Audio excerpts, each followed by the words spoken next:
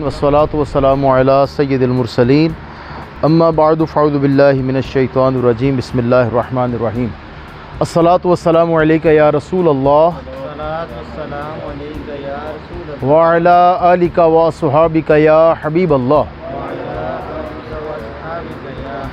الصلاة والسلام علیک یا نبی اللہ وعلی آلک واصحابک یا نور اللہ اللہم صلی وسلم وبارک علی سیدنا و مولانا محمد النبی الامی الحبیب العالی القدر العظیم الجاہ وعلی آلہ وصحبہ وبارک وسلم۔ اللہ پاک کے پیارے نبی، آخری نبی محمد عربی صلی اللہ تعالیٰ علیہ وآلہ وسلم آپ پر درود شریف پڑھنے کی بہت برکتیں ہیں اور کئی کتابوں میں اس کے واقعات بھی درج ہیں۔ ایک واقعہ آپ کی خدمت میں پیش کرتا ہوں۔ ایک قافلہ صحرائے عرب میں رواں دواں تھا کہ راستے میں ایک مسافر کو حادثہ پیش آ گیا۔ پرانا دور تھا تو پرانے دور میں جو مسافر ہوتے تھے وہ گھوڑے پر، خچر پر یوں سفر کرتے تھے۔ ہوا یوں کہ اس کا جو مسافر تھا وہ اس کے جانور کی ٹانگ ٹوٹ گئی۔ اب قافلے نے تو ویٹ کرنا نہیں تھا، قافلہ آگے چلا گیا اور یہ بیچارہ پیچھے رہ گیا۔ اب یہ عرب کا صحرا ہے، دن ڈھل رہا ہے، رات ہونے والی ہے، یہ اب پریشان ہے کہ گھر کیسے پہنچوں گا۔ پھر اس کو یاد آیا کہ نبی پاک صلی اللہ تعالیٰ علیہ وآلہ وسلم پر درود شریف کی اتنی برکتیں، اتنے فضائل ہیں۔ درود شریف پڑھنا شروع کیا اس نے اور دل ہی دل میں التجا بھی کر رہا ہے کہ میرا اللہ کرے کہ سبب بن جائے کوئی میں اپنے گھر خیر خیریت سے پہنچ جاؤں، جانور بھی زخمی ہو گیا ہے۔ ابھی درود شریف پڑھتے ہوئے کچھ وقت گزرا تھا کہ اس نے دور سے دیکھا کہ دھول کے بادل اٹھ رہے ہیں، جیسے کوئی آ رہا ہے، اس کو کوئی جان میں جان ہے کہ چلو کوئی نہ کوئی آئے گا تو کوئی ہیلپ ہو ہی جائے گی۔ گرد کے بادل چھٹتے ہیں تو کیا دیکھتا ہے کہ 3 نورانی سوار جو ہیں یہ گھوڑوں پر سوار تشریف لائیں۔ ان میں سے ایک سوار آگے بڑھ کر پوچھتا ہے بھائی خیریت، یہاں اکیلے کیوں بیٹھے ہو؟ عرض کرتا ہے کہ حضور قافلے کے ساتھ جا رہا تھا، وہ حادثہ ہو گیا، جانور کی ٹانگ ٹوٹ گئی ہے، قافلہ آگے چلا گیا، میں پیچھے رہ گیا ہوں۔ وہ مسافر جو تھے، سوار جو تھے، وہ گھوڑے سے نیچے تشریف لائے، نبی پاک صلی اللہ تعالیٰ علیہ وآلہ وسلم پر درود شریف پڑھا اور اس جانور کی ٹانگ پر دم کیا۔ دم کرنے کی دیر تھی کہ وہ اٹھ کے کھڑا ہو گیا۔ اس کی جان میں جان ہے یار، یہ تو کمال ہو گیا، مطلب میں تو آزمائش میں پڑ گیا تھا۔ اب ان تینوں بزرگوں میں جو سب سے زیادہ صاحب وجاہت بزرگ تھے، نورانی بزرگ تھے، یہ ان کے پاس گیا، جا کر پوچھنے لگا کہ حضور یہ کون ہے، انہوں نے مطلب کمال ہی کر دیا۔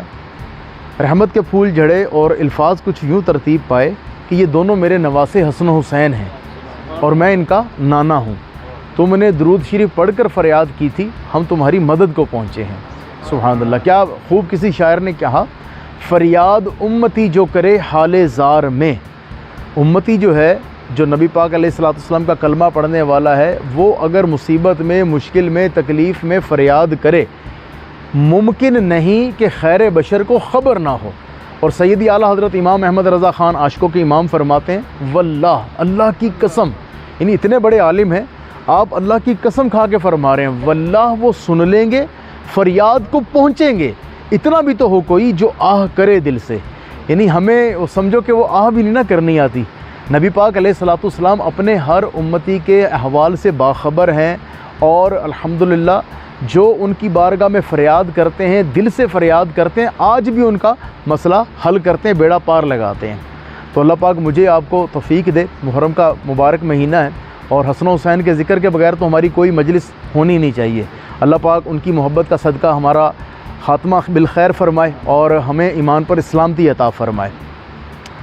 آپ اسلام بھی تشریف لائیں، بہت بہت شکریہ۔ میڈیا سے تعلق رکھنے والے ہیں، کیبل ایسوسی ایشن سے ماشاءاللہ ہمارے رضا بھائی صدر بھی ہیں، صحافی حضرات بھی ہیں، دیگر ہمارے مبلغین بھی ہیں۔ ایک واقعہ میں پیش کروں گا، پھر اس سے ہم کچھ عبرت کے مدنی پھول بھی حاصل کریں گے۔ یہ واقعہ قرآن پاک کا واقعہ ہے اور سورہ اعراف، اس میں اللہ تبارک و تعالیٰ نے اس کا ذکر فرمایا ہے۔ پہلے میں آپ کو ترجمہ پیش کرتا ہوں، پھر یہ واقعہ پیش کرتا ہوں۔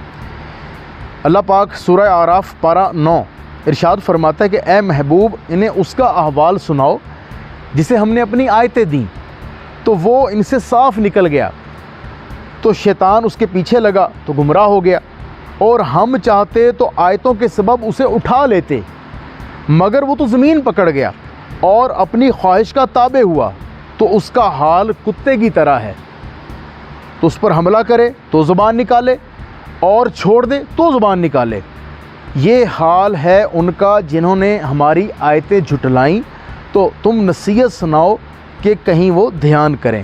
یہ سورہ اعراف میں واقعہ بیان ہوا ہے۔ یہ واقعہ جو ہے یہ بنی اسرائیل کا ایک بہت بڑا شخص تھا، بہت بڑا عالم تھا، اس کا نام تھا بلعام بن باورہ، اور یہ شخص ایسا صاحب علم تھا اور ایسا روحانیت حاصل کیے ہوئے تھا کہ یہ زمین پر بیٹھ کر عرش اعظم ملاحظہ کرتا تھا، اور اسے اسم اعظم یاد تھا، مستجاب الدعوات تھا، یعنی جو دعا کرتا فوراً قبول ہوتی، لیکن اللہ پاک کی بارگاہ سے مردود ہوا۔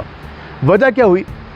جب حضرت موسیٰ علیہ السلام اپنی قوم کے ساتھ، جبارین قوم تھی، اس پر اٹیک کرنے کے لیے لشکر کے ساتھ آئے، تو وہ قوم جو تھی اس کے پاس آئی، بلعام بن باورہ کے پاس، اور آ کر ریکویسٹ کرنے لگی کہ آپ بہت بڑے پہنچے ہوئے بزرگ ہیں، مستجاب الدعوات ہیں، مہربانی کریں، دعا کریں کہ حضرت موسیٰ علیہ السلام کا لشکر جو ہے نا یہ ناکام ہو جائے۔ اب یہ فوراً مطلب ہل گیا، بدبختو، مجھے نبی کے خلاف دعا کرنے کے لیے کہہ رہے ہو؟ اللہ کے نبی ہیں، یہ تو نہیں میں کروں گا۔ انہوں نے بڑا اصرار کیا، لیکن اس نے بالکل انکار کیا۔ لوگوں کا اصرار بڑا، کچھ لوگوں کو، مزید لوگوں کو، اپنی برادری کے لوگوں کو لے کر آئے کہ آپ کہیں، تو اس نے کہا کہ میں استخارہ کروں گا، اگر استخارے میں مجھے اجازت مل گئی تو پھر میں کر دوں گا۔ اچھا، استخارہ کیا تو اس میں بھی منع کر دیا گیا۔ اب قوم جو ہے اس کے پیچھے ہے اور یہ منع کر رہا ہے۔ اب لوگوں نے کیا کیا؟ بہت سارا مال اسباب جمع کیا، بہت ساری دولت جمع کی، اور لے کر اس کے پاس آئے اور آ کے کہنے لگے یہ سارا تیرا ہے، تو نے صرف ایک بار حضرت موسیٰ علیہ السلام اور اس کے لشکر کے بارے میں دعا ہی کرنی ہے۔ اب یہ بد نصیب جو ہے مال کی محبت میں، مال کے لالچ میں، دولت کو دے کر اس کا ایمان بدل گیا، اور یہ کہہ رہا چلو تم لوگ اتنا اصرار کرتے تو میں کر دیتا ہوں۔ اب یہ اپنی گدی پہ سوار ہوا اور یہ پہاڑی پر چڑھنے لگا۔ میرے پیارے محترم اسلامیوں، کتابوں میں، تفسیر کی کتابوں میں لکھا ہے کہ وہ گدی جو تھی وہ آگے نہیں بڑھتی تھی، رک جاتی تھی، اور یہ اس کو ایڑ لگاتا، بار بار مارتا، یہاں تک کہ اللہ پاک نے اس گدی کو قوت گویائی بخشی، بولنے کی طاقت دی۔ اس نے اس کو کہا بلعام بن باورہ تو کیا کر رہا ہے؟ تو دیکھ رہی نا، تو اللہ کے نبی کے خلاف بد دعا کرنے جا رہا ہے، مجھے فرشتے آگے بڑھنے سے روک رہے ہیں، میں آگے نہیں جا سکتی۔ یہ بد نصیب سن کر بھی نہ چونکا کہ یہ ایک الہامی بات تھی، لیکن مال کی محبت ایسی تھی، لالچ ایسا تھا کہ یہ گدی سے اترا اور پیدل چلنا شروع ہو گیا۔ آگے جا کر اس میں حسبان نامی مقام پر دیکھا تو پورا حضرت موسیٰ علیہ السلام کا لشکر تھا، اور لشکر ماشاءاللہ نورانی لشکر تھا، خود نبی علیہ السلام تشریف فرما تھے، مومنین تھے، یہاں تک کہ کتابوں میں لکھا کہ ملائکہ بھی اس لشکر میں موجود تھے۔ اب یہ بد نصیب جو ہے یہ مال کے لالچ میں آ کر حضرت ابراہیم، حضرت موسیٰ علیہ السلام آپ کے بارے میں بد دعا کرنے کے لیے ہاتھ اٹھا دیا۔ اب جیسے یہ دعا کرتا ہے تو بجائے حضرت موسیٰ علیہ السلام کا ذکر کرنے کے یہ اپنی قوم کا ذکر کرتا ہے، اپنی قوم کا نام لیتا ہے۔ اب وہ قوم کے لوگ ساتھ کہنے لگے تو کیا کر رہا ہے؟ ہم نے تجھے مال اسباب اس لیے دیے، تو حضرت موسیٰ علیہ السلام کے بارے میں دعا کر، تو ہمارے بارے میں کر رہا ہے۔ یہ بد نصیب کہتا ہے کہ میں نام تو موسیٰ علیہ السلام کے لینا چاہ رہا ہوں، لیکن میری زبان میرا ساتھ نہیں دیتی۔ میرے پیارے اسلامی، اسی وقت اللہ پاک کا قہر نازل ہوا، اور یہ بد نصیب جو ہے اس کی زبان لٹک کر سینے تک آ گئی۔ اب یہ وہ شخص جو اسم اعظم جانتا تھا، وہ شخص جو بہت بڑا عالم تھا، وہ شخص جو مستجاب الدعوات تھا، ایک نبی علیہ السلام کی بے ادبی کرنے کی وجہ سے زبان لٹک کر باہر آ گئی، اللہ پاک کی بارگاہ میں مردود ہو گیا۔ اب یہ کہنے لگا کہ میں تو برباد ہو گیا، لیکن میں تمہیں ایک نسخہ بتاتا ہوں، اگر تم اس پر عمل کرو تو امید ہے اس کی وجہ سے حضرت موسیٰ علیہ السلام کا لشکر ناکام ہو جائے گا۔ اب اس نے کیا بتایا کہ تم حضرت موسیٰ علیہ السلام کے لشکر میں ہزاروں خوبصورت لڑکیاں بنا سنوار کر سجا کر بھیج دو۔ کسی ایک شخص نے بھی گناہ کر لیا، اللہ پاک کی نافرمانی والا کام کر لیا، تو یہ لشکر جو ہے یہ تباہ ہو جائے گا۔ ان کی سمجھ میں آیا، انہوں نے ہزاروں خوبصورت لڑکیاں بناری سنواری اور لشکر کی طرف بھیج دیں۔ اب اس لشکر میں جہاں مومنین بھی تھے، ملائکہ بھی تھے، نبی علیہ السلام بھی تھے، وہاں ایک رئیس تھا، اسے ایک لڑکی پسند آئی، اس کو گود میں اٹھا کے حضرت موسیٰ علیہ السلام کے پاس آ کر عرض کرنے لگا کہ اللہ کے نبی بتاؤ یہ عورت میرے لیے حلال ہے یا نہیں ہے؟ حضرت موسیٰ علیہ السلام نے اس کو فوراً منع فرمایا کہ نہیں، یہ تیرے لیے حرام ہے، اس کو فوراً اپنے سے جدا کر۔ لیکن اس بدبخت پر شہوت کا غلبہ تھا، گناہ کی ہوس چڑھی ہوئی تھی، وہ اس کو اپنے حجرے میں لے گیا اور اس کے ساتھ جا کے غلط کام کیا۔ کتابوں میں لکھا ہے کہ 1 گھنٹے میں اس گناہ کی نحوست یہ ہوئی، 1 گھنٹے میں 70,000 افراد جو ہیں وہ طاعون کی وجہ سے ہلاک ہو گئے، اور وہ لشکر جس میں خود نبی علیہ السلام تشریف فرما تھے، وہ لشکر جس میں مومنین تھے، صالحین تھے، یہاں تک کہ ملائکہ تھے، وہ نورانی لشکر نامراد ہو کر واپس پلٹ گیا۔ میرے پیارے محترم اسلام بھائیو، یہ واقعہ بھلے بنی اسرائیل کا ہے، لیکن آپ دیکھیے کہ ایک شخص کے گناہ کی نحوست سے وہ لشکر جس میں خود نبی علیہ السلام تشریف فرما تھے، مومنین تھے، صالحین تھے، وہ لشکر بھی ناکام ہو گیا۔ آج ہمارے معاشرے میں کیا حالات ہیں؟